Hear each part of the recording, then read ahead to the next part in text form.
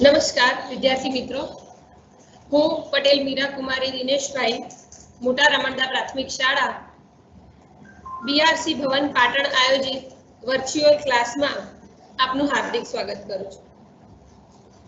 બાળ મિત્રો, દિવસભરમાં આપણે અસંખ્ય વાક્યો બોલીએ છીએ અને આ વાક્યો બને છે શબ્દોથી. તો એવા કેટલાય શબ્દો છે જે આપણે દિવસભર ઉચ્ચારતા હોઈએ છીએ, પણ આમાંથી કેટલાય શબ્દોનો અર્થ આપણે જાણીએ છીએ અને કેટલાક શબ્દોનો અર્થ આપણે નથી જાણતા. તો જે શબ્દોનો અર્થ આપણે નથી જાણતા તેનો અર્થ આપણે શોધવો ક્યાંથી? એ પ્રશ્ન આપણા મનમાં થાય ત્યારે એક જ જવાબ મળે કે એ શબ્દનો અર્થ આપણને શબ્દકોશમાંથી મળે.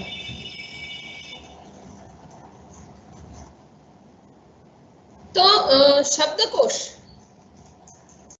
શું છે? તો શબ્દકોશ એ શબ્દોને ક્રમ પ્રમાણે ગોઠવી અને તેના અર્થ સાથેનું સુઆયોજિત સુવ્યવસ્થિત પુસ્તક છે.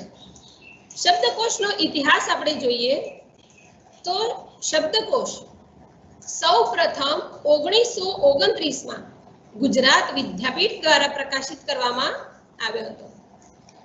ત્યારબાદ આપણે જોઈએ કે ઘણા શબ્દો ગુજરાતી ભાષાની અંદર આવતા ગયા, જેની અંદર વિદેશી શબ્દોનો પણ સમાવેશ થયો અને વિદેશી ભાષાઓ જેવી કે અંગ્રેજી, ઉર્દુ, ફારસી એવી ભાષાઓનો શબ્દોને ગુજરાતી ભાષાએ સ્વીકાર્યા અને નવા નવા શબ્દો અંદર ઉમેરાતા ગયા.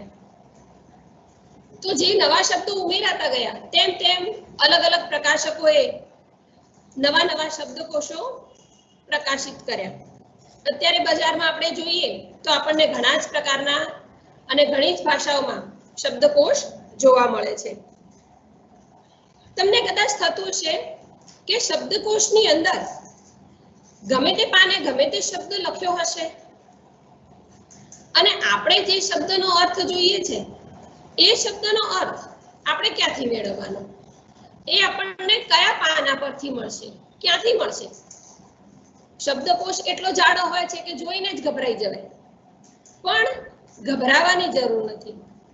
જે પ્રશ્નો તમારા મનમાં થાય છે એ મૂંઝવણને આજે દૂર કરવા માટે હું તમારી સમક્ષ લઈને આવી છું શબ્દકોશનો ક્રમ. શબ્દકોશનો ક્રમ. શબ્દકોશના ક્રમ સમજવો એ ખૂબ જ જરૂરી છે. ધોરણ 3 થી લઈ સ્પર્ધાત્મક પરીક્ષાઓ સુધી શબ્દકોશનો ક્રમ ખૂબ જ ઉપયોગી થઈ પડે છે. એની માહિતી એ આપણા માટે ખૂબ અગત્યની છે. આપણે જોઈએ કે શબ્દકોશના ક્રમ જાણવા માટે આપણે 3 ક્રમ જાણવા જરૂરી છે. એક છે સ્વરોનો ક્રમ, બીજો છે વ્યંજનોનો ક્રમ અને ત્રીજો છે પારાક્ષરીનો ક્રમ. અહીંયા આ 3 મુદ્દા જે સ્વરોનો ક્રમ, વ્યંજનોનો ક્રમ અને પારાક્ષરીનો ક્રમ છે તેની આજે આપણે સમજ મેળવીશું, જેનાથી શબ્દકોશની અંદરથી તમે સરળતાથી કોઈ પણ શબ્દ શોધી શકશો અને તેનો અર્થ જાણી અને તમારા જ્ઞાનમાં વૃદ્ધિ કરી શકશો. વિદ્યાર્થી મિત્રો, શબ્દકોશમાં સૌપ્રથમ સ્વરોનો ક્રમ અને ત્યારબાદ બારાક્ષરીના ક્રમ અનુસાર તેને ગોઠવવામાં આવે છે, જેના કારણે આપણે તેને સરળતાથી શોધી શકીએ છીએ.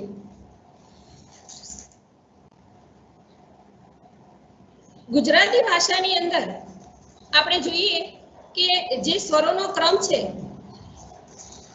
તેને શબ્દકોશની અંદર અ થી શરૂ થતા શબ્દોથી થાય છે અને શબ્દકોશનો અંત હ થી શરૂ થતા શબ્દોથી થાય છે. તો આપણે જોઈએ કે શબ્દકોશની અંદર સ્વરોનો ક્રમ કઈ રીતે હોય છે. અહીંયા આપણને સ્વરોનો ક્રમ આપેલો છે જે અ થી શરૂ થાય છે. સામાન્ય રીતે આપણે સ્વરો 12 જાણીએ છીએ આ ઈ ઉ એ ઐ ઓ ઔ અમ અને અહ, પણ અહીંયા સ્વરોનો ક્રમ કંઈક અલગ છે, જેમાં અ પછી અમ પછી આ છે અને એના પછી આમ છે. દરેક સ્વર અને એની પાછળ એ સ્વર અનુસ્વાર સાથે આવે છે. ઉ પછી રૂ આવે છે, જેમાં રૂ એની અંદર ઉની માત્રા સમાયેલી છે. આગળ જોઈએ તો એના પછી એ, એમ પછી એમ, ઐ એમ ઓ પછી ઓ, ઓમ અને ઓમ. તો અહીંયા મિત્રો તમે જુઓ કે એ પછી એ અને ઓ પછી ઓ ઊંધી માત્રા વાળા સ્વરો તમને જોવા મળશે. તો અહીંયા પાછો એક પ્રશ્ન થાય કે આ ઊંધી માત્રા વાળા શબ્દો એનો ઉપયોગ ક્યારે થતો હશે અને એ શબ્દો ક્યારે બોલાતા હશે? તો ઘણી વખત આપણે જોઈએ છીએ કે અંગ્રેજીના સ્પેલિંગનું જ્યારે આપણે ઉચ્ચારણ કરીએ છીએ કે એ સ્પેલિંગનું ઉચ્ચારણ આપણે લખીએ છીએ તો મોટા ભાગે એ અને ઓ એ ઉચ્ચારણ થતું હોય છે. દાખલા તરીકે આપણે જોઈએ કે કેલેન્ડર, તો કેલેન્ડરને આપણે કેલેન્ડર નથી બોલતા પણ કેલેન્ડર બોલીએ છીએ. બીજું જે ઉદાહરણ છે ડોક્ટર, ડોક્ટર નથી કહેતા પણ ડોક્ટર કહીએ છીએ. તો જે આ ઊંધી માત્રા વાળા સ્વરોનું ઉચ્ચારણ છે એ આવા શબ્દોની અંદર ઉપયોગી થઈ પડે છે.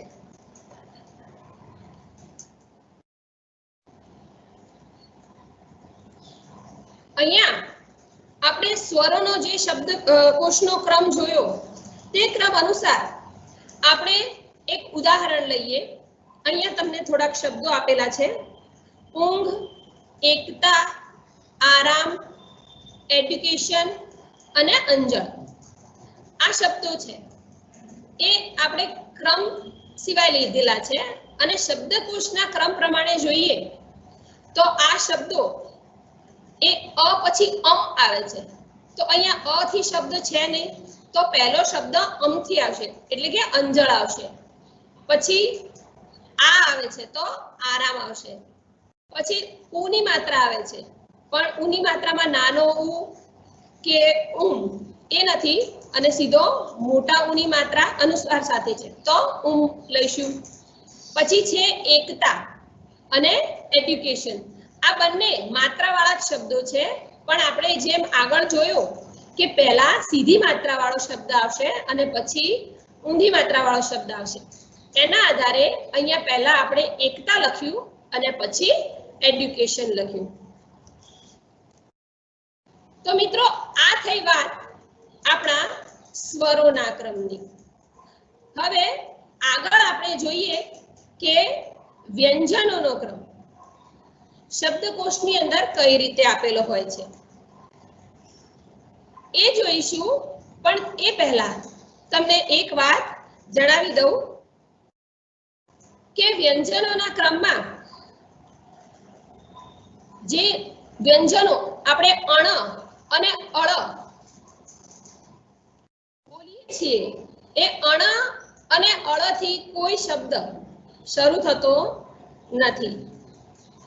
આના કારણે શબ્દકોશના ક્રમમાં અણ અને અળ થી શરૂ થતા કોઈ શબ્દો હોતા પણ નથી. પણ આ સિવાય કોઈ પ્રથમ અક્ષર બીજો હોય એટલે કે પ્રથમ વ્યંજન કોઈ બીજો હોય અને તેની પાછળ અણ કે અળ હોય એવા શબ્દો ગુજરાતી ભાષાની અંદર વિપુલ પ્રમાણમાં આપણને જોવા મળે છે. અહીંયા ઉદાહરણ આપ્યું છે: કળશ છે, કણ છે, કાણો છે અને કાળો. સામાન્ય રીતે આપણે દેશી હિસાબ જ્યારે પહેલા ધોરણથી કક્કો શીખીએ છીએ ત્યારે દેશી હિસાબમાં પણ આપણે જોઈએ છીએ કે અણ એનું ઉચ્ચારણ શીખવા માટે આપણી પાસે કોઈ શબ્દ નથી તો આપણે બાણનો અણ કહીએ છીએ. અણ પાછળ આવે છે અને નળનો ળ કહીએ છીએ જ્યારે અળ તો એમાં પાછળ આવે છે. પણ તેનાથી બનતા કોઈ શબ્દો ન હોવાના કારણે આપણે એ શબ્દો સ્વીકારીએ છીએ. તો મિત્રો આગળ આપણે જોઈએ કે વ્યંજનોનો ક્રમ કઈ રીતે હોય છે. અહીંયા આપણે જોઈએ કે સામાન્ય રીતે આપણે જ્યારે કક્કો બોલીએ છીએ કે આપણને જે કક્કો ભણાવવામાં આવે છે એમાં ક પછી સીધો ખ આવે છે, ક ખ ગ ઘ ચ છ જ ઝ ટ ઠ ડ ઢ ણ ત ત પછી સીધો થ આવે છે, થ દ ધ ન પ ફ બ ભ મ ય ર લ વ શ પછી સીધો ષટકોણનો શ, શ સ હ અળ. પછી આપણે બોલીએ છીએ ક્ષ જ્ઞ ત્ર અને શ્ર. એ ચાર શબ્દોને, ચાર વ્યંજનોને અહીંયા લાલ રંગથી હાઇલાઇટ કર્યા છે. એ તમે સમજી શક્યા હશો કે એમ સામાન્ય કક્કામાં એ ચાર વ્યંજનો આપણે અળની પાછળ બોલીએ છીએ, પણ અહીંયા શબ્દકોશનો ક્રમ જ્યારે જોવામાં આવે ત્યારે એ વ્યંજનોની વચ્ચે ક્યાંક ને ક્યાંક ગોઠવાયેલા છે. બીજો છે અણ અને અળ, એને લીલા રંગથી હાઇલાઇટ કર્યા છે. એ માટે કે આગળ જે માહિતી આપી કે એ બંને અક્ષરોથી કોઈ શબ્દ બનતા નથી, તેના કારણે શબ્દકોશના ક્રમમાં તેનાથી શરૂ થતા શબ્દો જોવા નહીં મળે. હવે જ્યારે આપણે ક્ષ જ્ઞ ત્ર અને શ્રની વાત કરીએ તો એ ચાર વ્યંજનો એ બે વ્યંજનોના મિશ્રણથી બનેલા છે, અને જે બે વ્યંજનોનું મિશ્રણ એની અંદર છે એમાં જે પહેલો વ્યંજન આવે છે એ વ્યંજનની પાછળ તેને મૂકવામાં આવ્યો છે. અહીંયા જોઈએ કે ક્ષ એ ક અને શ એટલે કે ષટકોણનો શ, એ બંનેના મિશ્રણથી બનેલો છે, જેના કારણે ક્ષને કની પાછળ મૂકવામાં આવ્યો છે.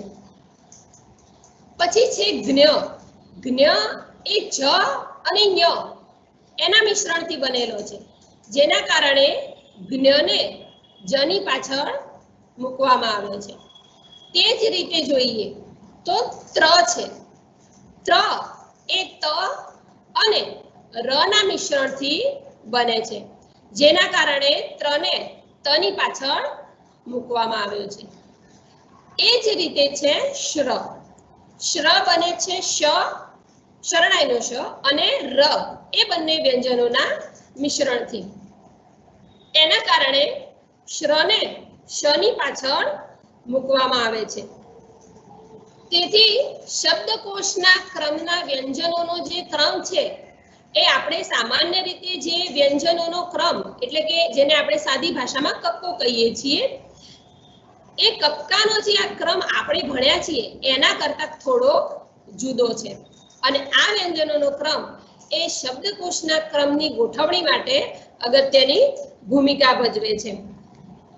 આગળ આપણે જોઈએ કે વ્યંજનોના શબ્દકોશના ક્રમને સ્વરોના શબ્દકોશના ક્રમ સાથે મેળવી તેને જે ક્રમ બને છે તેને બારાક્ષરીનો ક્રમ કહે છે, અને બારાક્ષરીના ક્રમ અનુસાર શબ્દકોશની અંદર શબ્દો ગોઠવાયેલા હોય છે. બારાક્ષરીનો ક્રમ એ આપણે જે સ્વરોનો ક્રમ આગળ જોયો એ અને વ્યંજનોના ક્રમના મિશ્રણથી બને છે. તો સ્વરોનો ક્રમ આપણે બારાક્ષરીનો ક્રમ આપણે જોઈએ કે અહીંયા તમને ક નો આખો ક્રમ બારાક્ષરીનો ક્રમ આપવામાં આવ્યો છે, જેની અંદર ક, કમ, કા, કામ, કી, કિમ, કી, કિમ, કુ, કોમ, કુ, કુમ, ક્રુ, ક્રુમ, કે, કેમ, કેમ, કઈ, કૈમ, કો, કોમ, કૌ અને કૌમ. આ સ્વરોની જે મેળવણીથી ક ના વ્યંજનનો ક્રમ બને છે, તો એને આપણે બારાક્ષરીનો ક્રમ કહીશું. આ થયો ક નો બારાક્ષરીનો ક્રમ. તો તો સ્વરોના ક્રમ પછી વ્યંજનોનો ક્રમ આવશે. તો ક સાથે જોડાયેલા જે જોડાક્ષરો છે એ જોડાક્ષરો એનો ક્રમ શરૂ થાય છે. અહીંયા આપણે જોઈએ ક્ય, ક્ર, ક્રમ, ક્લ, ક્વ જેવા જોડાક્ષરોની મદદથી આગળ ક્રમ ચાલે છે. જે ક સાથે જોડાયેલા વ્યંજનો પૂરા થાય ત્યારબાદ જ ક્ષ, કારણ કે શબ્દકોશના ક્રમની અંદર જે વ્યંજનનો ક્રમ આપણે જોયો તેમાં ક પછી સીધો ક્ષ આવે છે. તો કના જોડાક્ષરોનો ક્રમ પૂરો થાય ત્યારબાદ ક્ષ એની બારાક્ષરીનો ક્રમ શરૂ થશે. તો અહીંયા ક્ષની બારાક્ષરીનો ક્રમ જોઈએ તો ક્ષ, પછી ક્ષમ, ક્ષા, પછી ક્ષામ, પછી ક્ષી આવશે, ક્ષીમ આવશે. એ રીતે ક્રમશઃ આગળ વધતા જશે. અને તે પછી જ્યારે ક્ષૌમ પૂરું થશે એ પછી ક્ષ સાથે જોડાયેલા જે વ્યંજનો છે એ જોડાક્ષરોનો ક્રમ શરૂ થાય છે. જ્યારે ક્ષના જોડાક્ષરોનો ક્રમ પૂરો થશે ત્યારબાદ વ્યંજનોના ક્રમ અનુસાર ખની બારાક્ષરીનો ક્રમ શરૂ થશે. અને ખની બારાક્ષરીનો ક્રમ પૂર્ણ થાય ત્યારબાદ ખ સાથે જોડાયેલા અન્ય વ્યંજનો એટલે કે તેની સાથે જે જોડાયેલા જોડાક્ષરો છે તેનો ક્રમ શરૂ થાય છે. જોડાક્ષરો બાબતે એક વાત જણાવી દઈએ કે જે જોડાક્ષરો છે તેનો ક્રમ એ પણ વ્યંજનોના ક્રમના ઉપર આધાર રાખે છે. શબ્દકોશની અંદર જે વ્યંજનોનો ક્રમ છે તે જ ક્રમ પ્રમાણે જોડાક્ષરોના ક્રમને પણ ગોઠવવામાં આવે છે. અહીંયા ઉદાહરણ તરીકે મેં 4 શબ્દો મૂક્યા છે કે સ, દાખલા તરીકે સ, તો સ નો સૌમ સુધીનો બારાક્ષરીનો ક્રમ પૂર્ણ થાય પછી સ ના જોડાક્ષરો શરૂ થાય. તો સ ના જોડાક્ષરોમાં આપણે એક શબ્દ લીધો કે સ્કંદ, સ સાથે ક જોડાયેલો છે એટલે કે સ્કંદ આવે છે. પછી આપણે શબ્દકોશમાં જોઈએ તો ક્ષ સાથે જોડાયેલો શબ્દ હોય તો એ પણ આપણને મળી શકે છે. પછી સ સાથે ખ જોડાયેલો હોય તો સ્ખલિત એવો પણ કોઈ શબ્દ આપણને જોવા મળે છે. અહીંયા એ રીતે સ્તબ્ધ, સ્પર્શ અને સ્વપ્ન એ શબ્દો મૂક્યા છે જે શબ્દો વ્યંજનોના ક્રમના આધારે જ સ ના શબ્દકોશ ક્રમની અંદર આવે છે. શબ્દકોશમાં બારાક્ષરીનો જે ક્રમ છે એ બારાક્ષરીના ક્રમની અંદર જે આપણે જોયું તેના આધારે આપણે ઉદાહરણ લઈએ કે અહીંયા થોડાક શબ્દો આપેલા છે: માર્ગ, અભાગી, સ્મરણ, લહેરખી, ખમ્મા અને આંસુ. તો આ શબ્દોને શબ્દકોશના ક્રમમાં ગોઠવવા હોય તો સૌપ્રથમ આપણે સ્વરોનો ક્રમ યાદ કરવો પડે. સ્વરોનો ક્રમ યાદ કરીએ તો સ્વરોના ક્રમમાં સૌથી પહેલા અહીંયા અ થી શરૂ થતો શબ્દ છે એટલે કે અભાગી શબ્દ આપણને જોવા મળશે. ત્યારબાદ અમ થી શરૂ થતો કોઈ શબ્દ નથી, પછી આ થી શરૂ થતો પણ કોઈ શબ્દ નથી, પણ આમ થી શરૂ થતો શબ્દ છે જે છે આંસુ. તો અભાગી પછી આંસુ એ શબ્દ આવશે. આગળ જોઈએ કે અભાગી અને આંસુ એ બંને સ્વરોના ક્રમના શબ્દો છે. એ બંને આવી ગયા. ત્યારબાદ હવે આપણે આ શબ્દોની અંદર જોઈએ તો ક થી શરૂ થતો શબ્દ આવવો જોઈએ, પણ આપણને આપેલા શબ્દોમાં ક થી શરૂ થતો શબ્દ કોઈ છે નહીં. ક પછી ક્ષ થી પણ શરૂ થતો નથી, પછી ખ થી શરૂ થતો શબ્દ છે ખમ્મા. તો ત્રીજા ક્રમે આપણે ખમ્મા શબ્દ મૂક્યો છે। તે રીતે આગળ વ્યંજનોનો ક્રમ જોતા જઈએ તો ખ પછી ગ ઘ ચ છ જ જ્ઞ જ ટ ઠ ડ ઢ અણ ત થ દ ધ દ ધ ન પ ફ બ ભ ત્યાં સુધી આપણને કોઈ શબ્દ મળતો નથી। પછી સીધો મ થી શરૂ થતો શબ્દ આવે છે।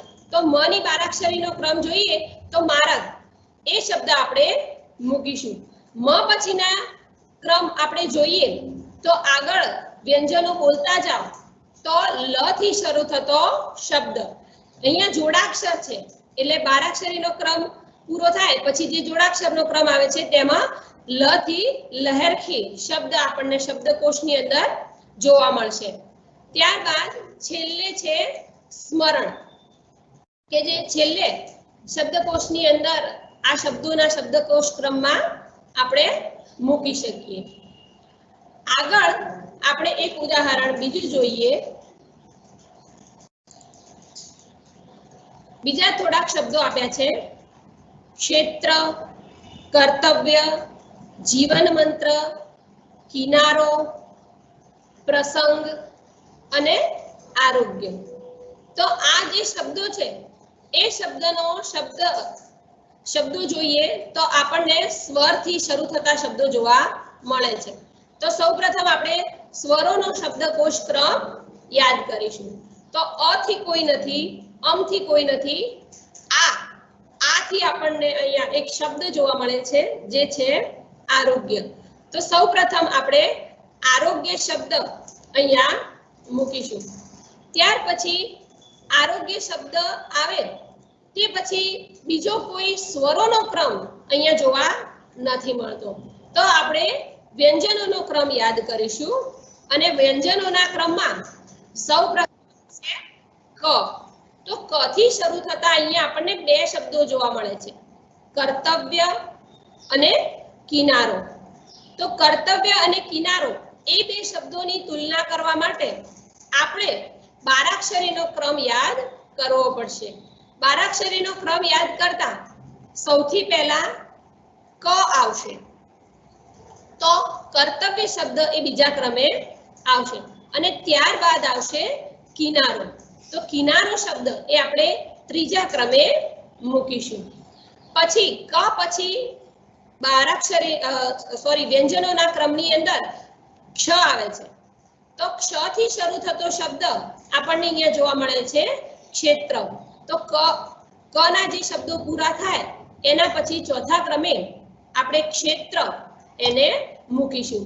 ક્ષેત્ર પછી ખ ગ ઘ ચ છ એ શબ્દ વ્યંજનોથી આપણને કોઈ શબ્દ મળતો નથી। આની અંદર સીધો જ થી આવે છે તો જીવન મંત્ર એ શબ્દ આપણે મૂકીશું અને જ પછી છેલ્લે અહીંયા આવે છે પ થી શરૂ થતો શબ્દ પ્રસંગ। તો આપણે અહીંયા છેલ્લે પ્રસંગ શબ્દને મૂકીશું।